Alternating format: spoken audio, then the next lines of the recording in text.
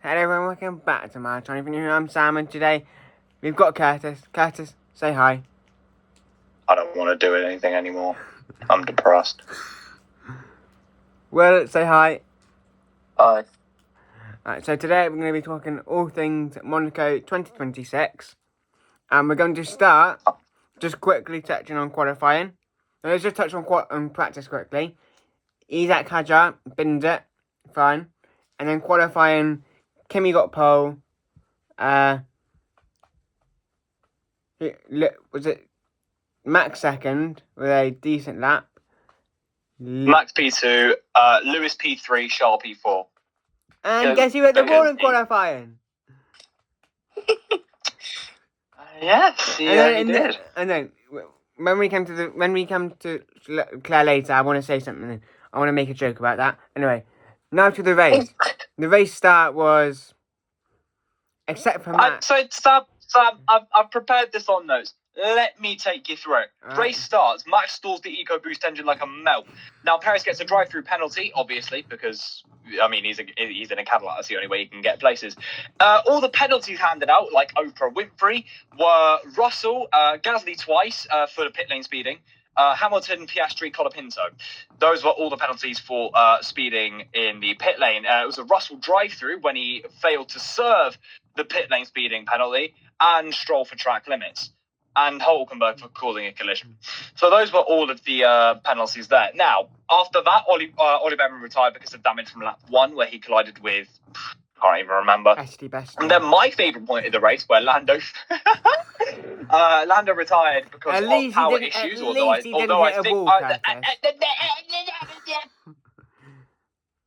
I think it's a skill issue because just make it work. Stroll hit the barrier, causing I believe it was a safety car. That's it. And on the safety car restart. Anyway, and then after that, it was a red flag, and then after that, Carlos Sainz was bullied twice by Hulkenberg and Colapinto, causing him to spin out and be out of the race. So there were overall 6 retirements. And what? I swear there were 7. I swear there were 7 retirements. There were 7. So yeah, it's just my mind. But there were 7 retirements. One of them I liked. One of them made me want to jump off the Eiffel Tower. And here we are. So that was probably one of the most exciting Monaco Grand Prix we've had, even though it made me want to. I can't think of anything, but still. It was. There were still only about 3 overtakes in about a couple of hours, so that was pretty much the only normal thing about it. Thank you. Take my bows. You may proceed. Let's just catch a round of applause. Yeah, that's right. Yeah, you're in the presence of greatness. Yeah. Okay, technically, you bow for my approval. Actually, everything goes by me first. Okay, so you can shut up now. Thank you. There were technically 20 overtakes at the start. When Max didn't get off the line, everyone overtook him. That's a very good point. That's 21. Or would it have been 20? It'd have been 20 because he was second, wasn't he? My bad, teach. I'd like to point something out. And well, who got a point? A goat. Right. So Lando didn't get a point, but okay. How many laps did Lando race of Monaco? 48 odd? Thereabouts? Yeah. Cool. He's got what, like 4th best car? Alright, okay. Alright. Who won in Monaco last year? How many not the same stuff. How many laps did Leclerc complete? More than Lando. I swear he completed 68. I think he crashed on lap 67. He crashed on lap 6. Oh yeah, it was 67. I remember it. Yeah. Alright. Second fastest car. Are we not agreed? Second fastest car. Okay. Arguably. Who? Okay. I think the Red Bull was faster. Who got into points position in not just the worst car this season, but the worst car I would say we've had in a decade? Sergio Perez. That is a very good point, because Alonso only got there because the penalties were dished out. No. So actually, Alonso is one. But realistically, I would take Perez over Alonso in a Ferrari anyway. If I had those two drivers side by side, because Alonso's in a retirement home and he should be, and Perez has more experience than Perez is better right now than Fernando Alonso, even though he is in a track, which is fair enough. He's not last, even though he was and retired for almost every single race up until now. So I don't really think you can say anything, because Cadillac are a brand new team on the grid, and I don't even know why Cadillac are getting into racing now, but whatever. And they are still doing better than Aston Martin. If you look without the penalties, they did better than Aston Martin. So your points gone down the drain there, mate. Ifs and buts. Ifs and buts. Still what happened. happened. Yeah, and Yeah. Sergio Perez. So finished I'm right. Point. Perez No. was ahead on the road, so. He was ahead of the road, but that's different because it's a technical penalty. It was an infringement on his restart, was it not? Yeah, but technically 10th is higher than where did Alonso finish, first of all? Was it 12th? 11th. 11th. Well, No, it was 12th. if you look here, mate, 11th is Oh, here, no. 10th is here. Now, 10th, as you can see, is above 11th. So what that means is he crossed the lane. If I get my visual aids here, hold on. I know it's a Red Bull and a Haas, but still. Now, if you I say have this an is, Martin. yeah, me too, but it's actually broken, which is very, very accurate. If you look at my visual aids here, say this is Sergio Perez, quite fitting because he raced Red Bull, right? And if the start of my hat is the finish line, right? Oh, would you look at that? Oh, and Alonso finished his behind him. So that means, for everyone who doesn't know, clearly will, basically what that means is 10th place, the one that finished in front, e.g. the Red Bull in this scenario, would get a point added on to the leaderboard, and the Aston Martin would not, e.g. the Haas, because he finished below them. Now, this is where it gets technical. Obviously, because penalties, some should have been given out, some shouldn't have. Whatever, that's by the by. But His was deserved. at its core, I don't care. At its core, Perez had a better performance than Fernando Alonso because he crossed the line before he did. Slow car versus undrivable car. Well, I've got a question for you. Who did better, Uh-huh. Perez or Hadjar? Hadjar or Gasly? Gasly. I Gasly wanted Gasly. My heart says Gasly, my brain says Hadjar. Well, the thing is that you can't compare either of them because neither of them did anything in that race which could potentially be seen as controversial or made them not deserving. Well, Hadjar kind of went Hadjar straight deserves- on at the chicane after the turn. Hadjar deserves that podium because he raced a dying car for 78 laps. That is true, Let's be honest. Well, no, he drove a dying car for 78 laps. Hang on, wait, sorry. If I could within 10 seconds of Gasly. If I could just hold you on that point, who couldn't drive a car with power issues? Oh, who crashed out like a little bitch for the, I don't know, billionth time? Stroll. Oh. To be fair, I wonder who that was. Hang on, Track let me Barbie. help you out here. He was driving one of these. Yeah, he's driving one of these. And he's also a massive, egotistical psychopath. Now, I use that term very loosely. Not How many wrong, points did but- Leclerc get? How many points did Lando get? Same amount. The bonus is Exactly. neither of But them actually come into my top 10 of drivers, by the way. But, Neither well, of them. but for that race, I'm not bloody surprised. No. Of the grid. It's across their career. Mm-hmm. Leclerc is not that good of a driver. He's grossly overrated. Leclerc is overrated. Okay, wait. So let me ask you this: if he's not that good of a driver, how is he in Formula One? Because How is Lance Stroll's in Formula 1. True. Then hang he can't be that bad of a driver. Hang on. Well, is Curtis saying here that Lance Stroll isn't that bad? Oh. What I'm saying, no, listen. What I'm saying is, I think Lance Stroll is massively overhated. No, massively overhated for this reason. He cannot be that bad if he's made it to Formula One. Yes, obviously, his dad bought the team and all that. However, that doesn't affect what skills you have to be. Sure, there are countless better drivers. I can think of in IndyCar and WEC and whatever. Get Giovinazzi WEC. in at that point. Aston Martin fastest in FP1, Le Mans. In hypercar. I think you're getting high. But anyway, Yeah. He listened to the what I'm World Cup trying to song, say- Curtis. well, let me speak. I'm getting intercepted like What did prime you say? voices. I say it You've okay. been Lord listening have to the World mercy. Cup song recently.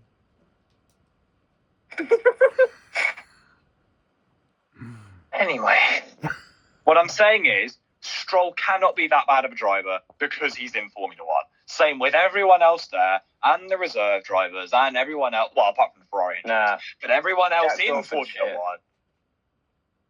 So you're calling He's in Lando F2, not... he's not in Formula One.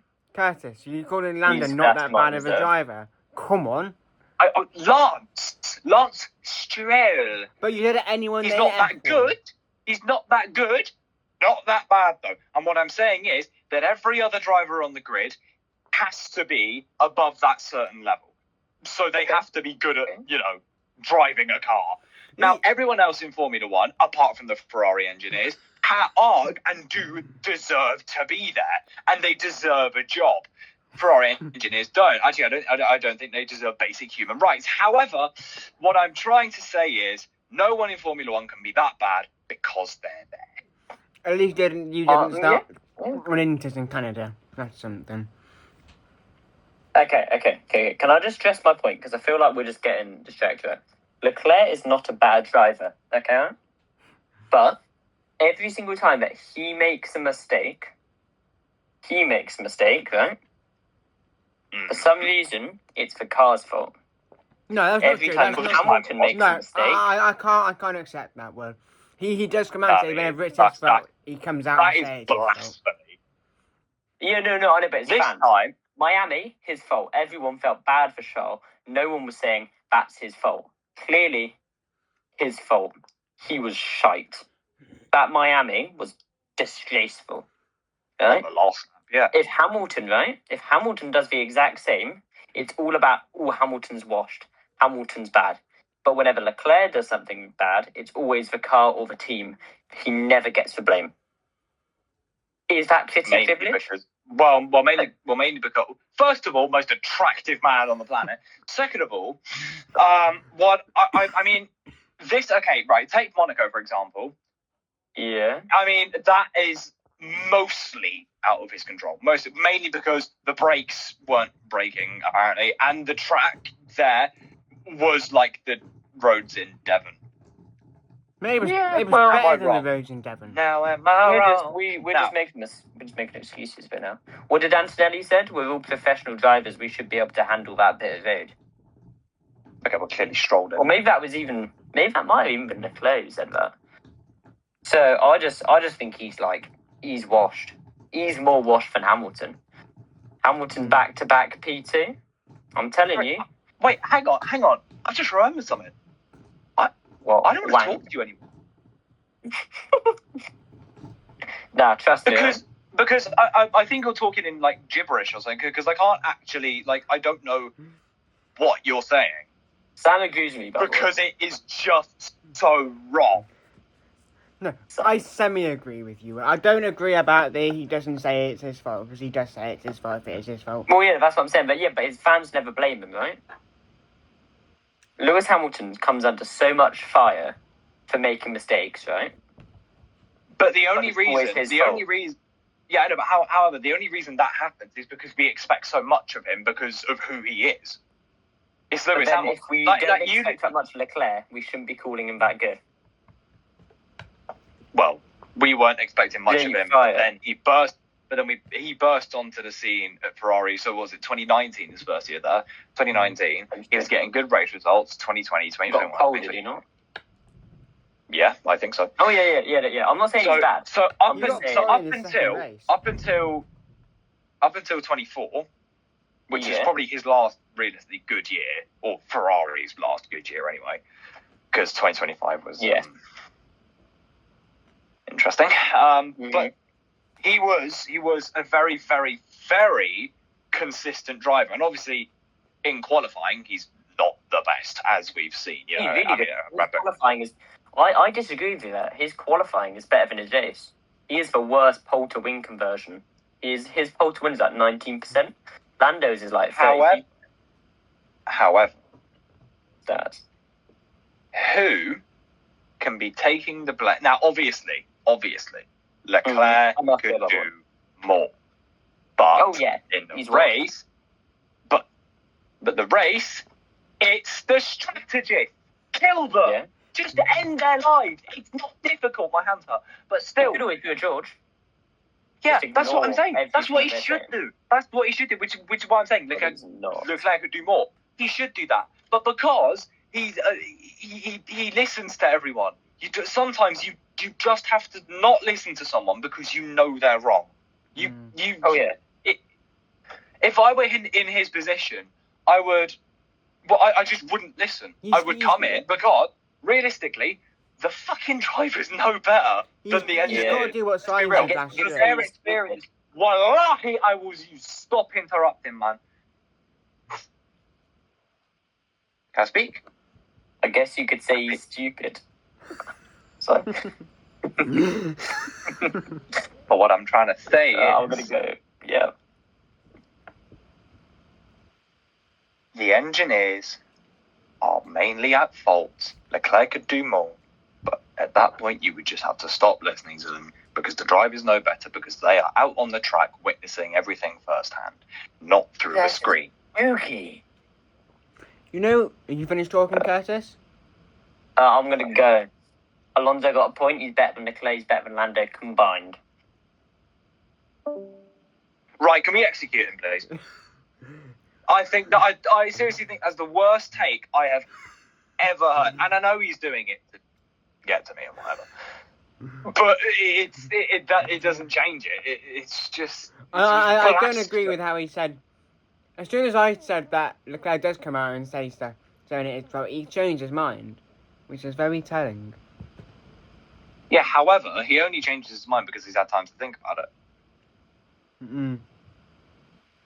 True. You know what Leclerc's got to do? He's got to do what Sainz did in 2024. What, move? No. As in what he did in Ferrari, just tell him what to do. Yeah, true. To be fair, I mean that is he lacks the cojones because Sainz, but because just think because he was brought up through the Ferrari Academy. He looks at everyone as an elder, and obviously respect rather than that. So he instantly views himself lower, like a lower level than everyone else, which is why he allows them to tell him what to do and fuck his race up. That's what. Because that is what's happened, and that is what will happen and continue to happen if he still does this. It's really unfortunate because Hamilton right now is the far better driver, I will say, because Leclerc he's just not up to it. I wish he was, but he's not, and it's sad to see, but he needs to stand up for himself because he can't just keep getting pushed around. Yeah, I reckon we can move on from this part of Sharper now. I reckon we go on to George Russell now.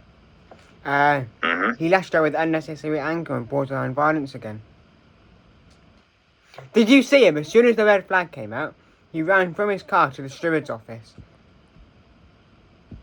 When anything does not go his way, he lashes out with unnecessary anger and borderline violence. Well, I mean, how was that in Canada? And now, obviously. I do think, I don't know, what his mood is like towards Max anymore, but, I mean, it's incredibly ironic. I do think it was funny that Max went to watch it from his apartment. That was pretty funny. It reminded me of Kimi Räikkönen going to his yacht when he retired in can't remember what year it was. But I don't know. I mean, yeah, I think it's trying to be a teacher's pet at that point. Why are you going to the steward's office? Like, you don't have first of all, you don't have that long. But second of all, surely this can be done in a plethora of better ways. Surely. It's just, I think it's a bit childish. I think it's a bit petty, especially because he's not doing as well as Kimi, and he wants to get himself back onto that run he had at the very, very, very start of the season. So I do think that it's just a bit immature, to be honest. And right, if I were to say anything right now, Kimi is the far more mature driver because A, he's doing better, but B, he accepts decisions, and obviously a lot of decisions have gone his way, but some of them haven't. And he just accepts it. He just moves on. It's not in his mind because there are bigger things to focus on. E.g., there are bigger things to focus on the race instead of bitching about it to the stewards. Just focus on the race. Just get that better result. Doesn't matter about the penalties. Doesn't matter.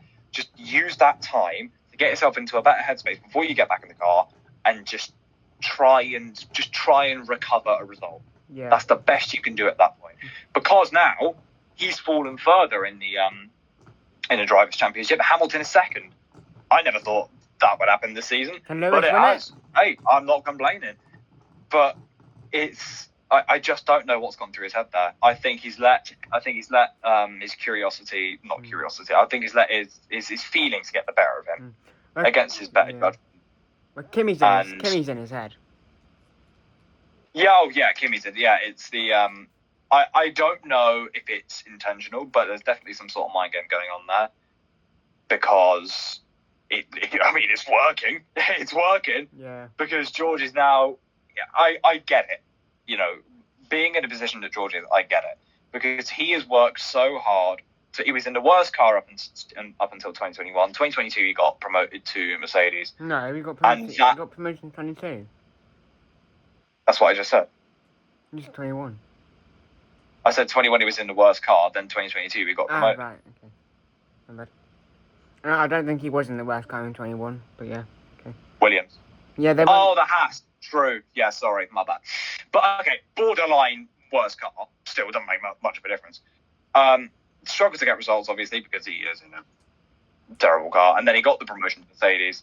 And that was where I think 2025 was where he had the real shot to do it, because Hamilton had gone.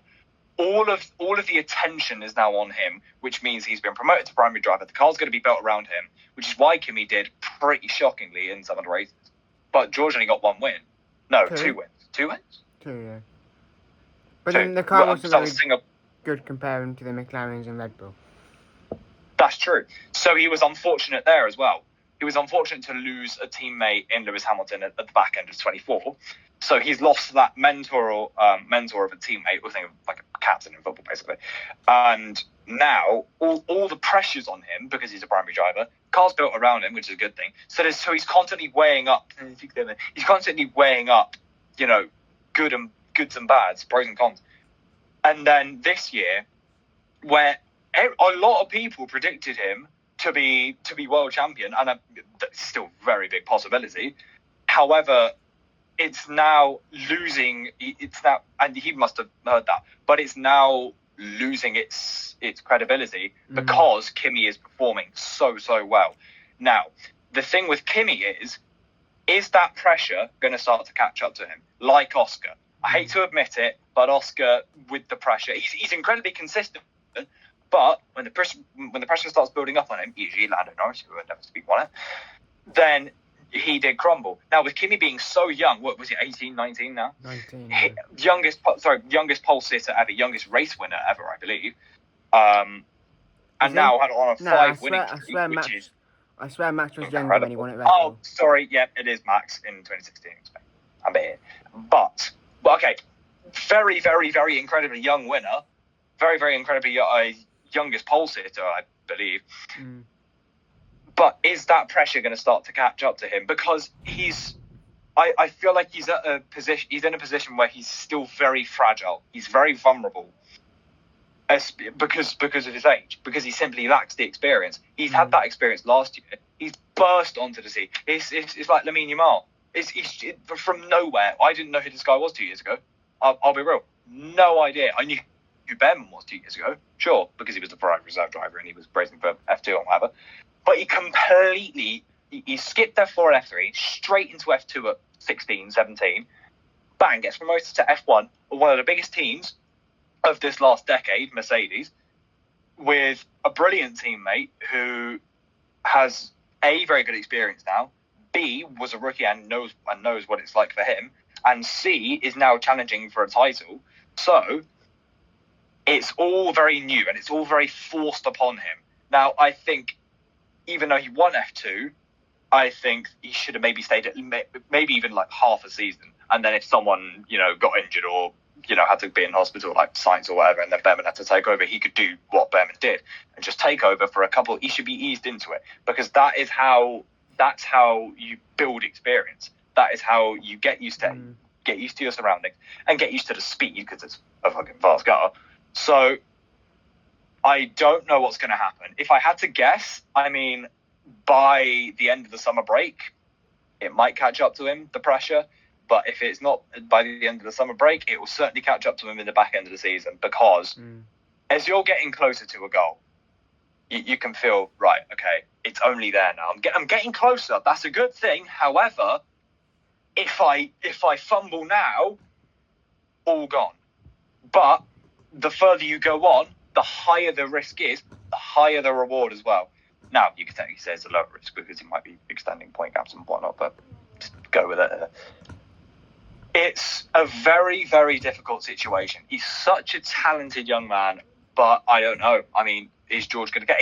Is it going to be Lewis? Is it going to be Lewis? He's second currently. 2 P2s in a row. Is it? I don't know. But that's the beauty of it. We don't know what's going to happen. But I can only hope that no feelings are hurt. No, I hope it's not too unfortunate for him. I hope everything plays out in his favour, because I'll tell you what, I wouldn't mind winning it. So, yeah. What I want to say about George quickly, he was told by his engineer to not pit, and then he goes to pit. So we can't really have a go at the team. And he was lucky to have had tyres there. Very, because they weren't expecting it. Remember Ricardo 2017? Yes, I remember. That should have happened again. And then it'll have been like, he may as well just retired, to be honest. Exactly. So he wasn't in the best position to begin with, and I think it's again a bit of a stupid move, because you are possibly putting your entire race at risk, all because of a communication thing, which you could have very easily done. He could have said, no, I want to box this lap, and they would have got the tyres out 30, 40 seconds a minute. I think he did say he was boxed, and he was told as he came in, don't pit. I think that may have been why the tyres were there. Well, it's a jumble up, but I think he has to explain that during the lap. He can't just rush in and do it. He can't, because the strategies that the engineers have got is they know about it before the race has even begun. They know about it the day before, so they're instantly right. Okay, don't worry, it won't be this lap. We can relax. Okay, right, it's this lap. Bring everyone out. Come on. Good pit stop. All right, go back in. Like, it's all routine stuff. However, when you have a little blip like that, that can mess up an entire timeline. And now that might mean if it's a 2-stop race, you might have to have a different lap where you stop, and that will just. Do you know what I mean? Like, it would just get too tangled up, and you could end up blowing the entire thing. Yeah. So, I don't know. I definitely wouldn't have done that. But I like the boldness, but not the right time. Just not the right time. I like the confidence, but he was too arrogant. He's too arrogant, is George. Right now he is, and it's all because of the thing I said before, because of the position he's in. He feels squashed almost, under Kimi, which is an incredibly weird thing to say. Don't take that out of context. However, it's, you see what I mean. But it's... He feels in the shadow of Kimi, Yeah, that's what I mean. He wants it more.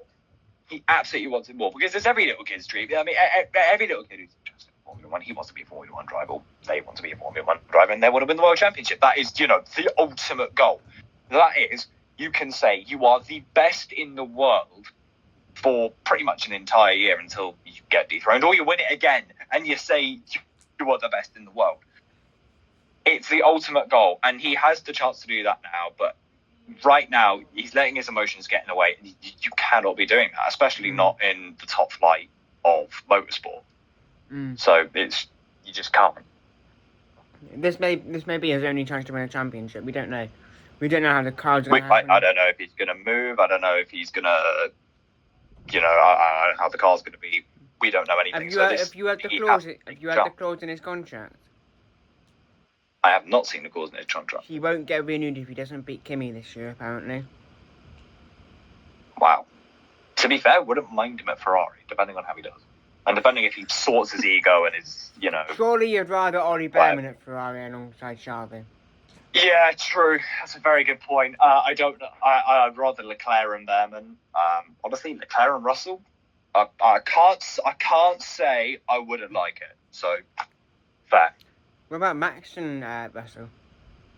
Well, Red Bull. Red Bull or Ferrari? That's true. Well, I mean, I don't know how Max is going to retire because of the regulations. No, but he came out and said he wants. He's come out and said, on first draft of Monaco, he said he wants to keep racing until 2032. That's what Will told me. Why so specific? I'm just saying what Will told me. Fair enough. Hey, I wouldn't mind it. I mean, it'd be a pretty cool PR move for Max Verstappen. Even though he's built. Like Lewis there, yeah.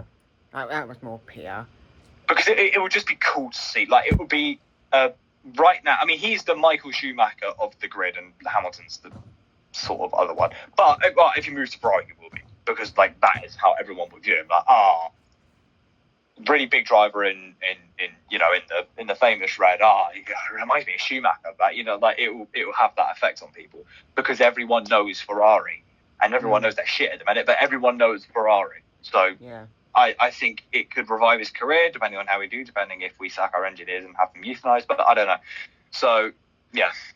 That would be cool, though. It would be really cool. If Max wanted, I reckon he could bring the whole Red Bull team and make them put red overalls on and make them become Ferrari. I tell you what, I wouldn't mind it. Only thing I wouldn't change is the team principal. We love Big Fred. We love Big Fred. I wouldn't take Mekis. If it was Horner, I'd take Horner, but it's not, so I wouldn't take Mekis. Yeah, fair enough. Alright, final bit. Bit you're dreading. Charles Leclerc, final turn. It wasn't his fault. It's an outrage. I'm not having it. I'm not having it. It's not his fault. He's a good boy. But okay, if I'm being serious, I'm gonna be. I didn't actually watch that bit of the race. I was out at the minute, but I kept refreshing my phone and checking it. I'm like, okay, okay, look at that second. I must be pissed off. Okay, yeah, Hamilton's back in second. And then so I turned it off for a bit. I turned it back on. I'm like, oh, that's fair. Oh, it must have had a bad run of form. So I kept scrolling. 7. Swear to God, kept refreshing Instagram. Saw it. Had a little cry. But it was. There's not much, you can do. I mean, obviously there could have been better measures with the track. I'm pretty speechless. I mean, yeah. It's awful for your home race, and not even for the first time either. It seems to be a different corner every time. And second time he's crashed in a weekend. So I don't know what's happening with the roads there, especially into they resurfaced it this weekend, and it just started to break. Earlier, surely. Check before you just have to check before. But it's a working road. You can't really surface it any earlier. But yeah, I'm gonna end your depression now. So if you enjoy, why is that? Because if you enjoyed the video, please like, subscribe, hit the notifications button, and until next time, goodbye.